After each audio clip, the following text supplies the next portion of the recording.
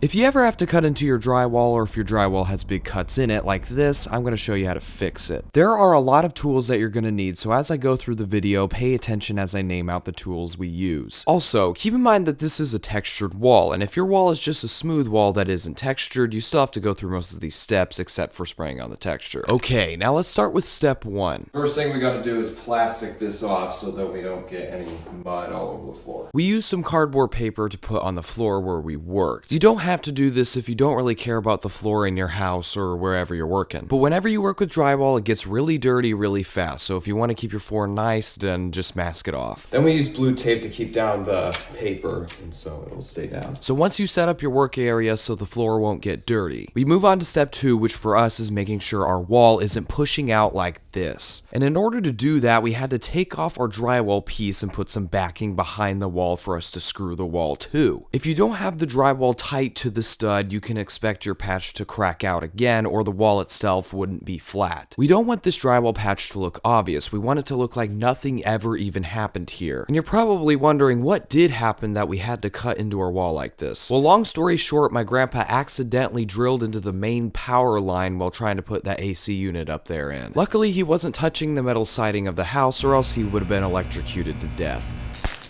So this is the hole the electricians had to make to fix the main power line. So yeah, that's what happened. And after I screwed everything down tight, I feel a lot better.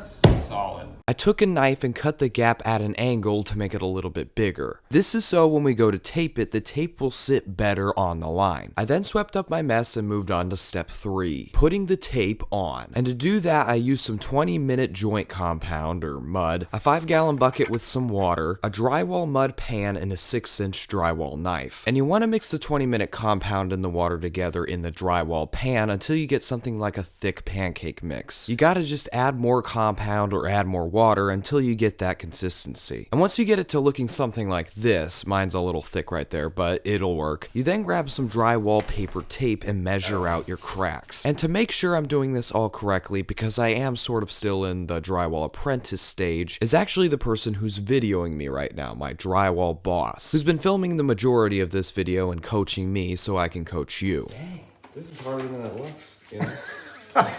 You make it look easy. I make it look so easy. Once you measure out all the gaps with the tape, you then put the mud on you just mix onto the crack. This is pretty much going to be the glue that keeps your tape on the crack. And by taking your 6-inch, you want to spread it nice and evenly out and then set your tape on top of it. Next, you want to take the knife and flatten out the tape into the mud, flattening out each edge of the tape sort of like this. And once you've flattened out that piece of tape, There we go. In the middle, yep, there you go. Okay. repeat this process wherever the cuts are. Next, I then covered the drywall piece that was in the center of all the tape. We want to do this because that piece is not level with the rest of the wall. It's pushed in because of all the screws we put in it. I had to do this again because I didn't leave enough mud to make it level in the center. And by wiping the edges of the mud that I put down and leaving the mud in the middle, I took a 10-inch knife and flattened it all out, while still leaving that mud in the center. I then spread mud all the way around the tape. All the way around, there we go, good.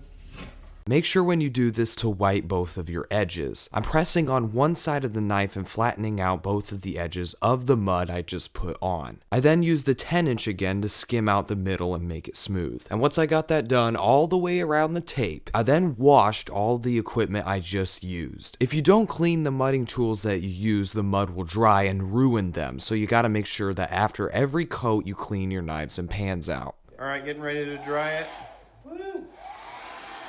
To get the job to go faster, we used a hairdryer to dry the mud so we could quickly move on to the second coat, which brings us to step 4. Mix a new pan of mud and take the 6-inch and go over the tape again once the first coat is dry, wiping both edges of the mud and flattening it out with a 10-inch. I then took the 10-inch and went around the very edge of the patch and did the same thing, wiping both edges and smoothing it out. After I finished that, I then repeated washing the tools and drying the second coat. It took a little while to dry, but once it was done, we moved on to step 5, the third coat, which required, you guessed it, making another coat of mud. Yeah, we're not really looking to build anything out. We're just more or less trying to fill in any spots.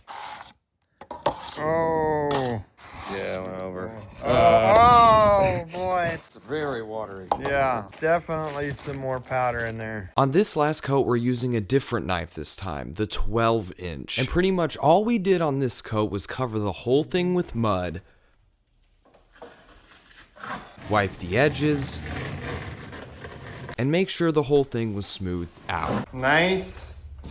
Third coat is on there. And after cleaning the tools once again, I blow dried the third coat. And after it was dry, before moving on to spraying, you want to make sure that there isn't an edge on your patch. That's why we wet sanded a little bit all the way around it to make sure you wouldn't see an edge once it's done. You want to do it just so it merges a little bit with the rest of the wall. Now for step 6, spray texturing. But first you have to make sure to cover anything in the vicinity of the patch, which in our case included the AC unit, the ceiling because we didn't want to repaint it, and the sliding door and trim because when you spray, it's going to go everywhere. For spraying, we're going to be using a spray gun with a hopper connected to an air compressor. There are spray cans for wall texture, but I've never tried those, so I don't know how they would do. And there are a lot of variations of textures out there, but ours is sort of a medium orange peel, and on the spray gun, you can have 3 different sizes of nozzles, which will affect how much mud will be sprayed out. We use the medium size one, but it totally depends on what you have in your house. We then poured some +3 mud into the hopper, which come to find out actually smells like whipped cream for some reason, and started spraying. And even with the medium-sized spray nozzle, we had to adjust how much air was coming out to match the rest of the room's texture. And once I gave it a good spray all over, it was done.